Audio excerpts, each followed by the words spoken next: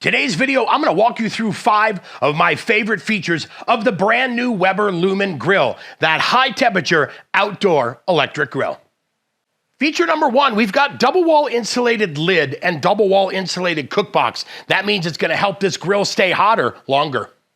Feature number 2, I've got those porcelain enamel coated cast iron grill grates, which means they're gonna retain their heat well, deliver some amazing sear marks, but hey, wait a minute, easy to clean and dishwasher safe too. Talk about easy to clean. I've got that front drip tray that now I have easy access to, but guess what? Throw that in the garbage, put in a new one, close it, back up and cooking. Next feature I like is this easy control knob that lets me go from low to medium, to smoke, to steam, to high. That, super helpful.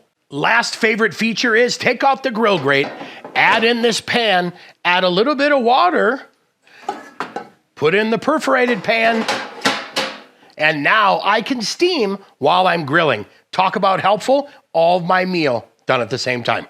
Now that I've shown you some of my favorite features of this Weber Lumin grill, be sure to check out my first cook video. That's coming up next.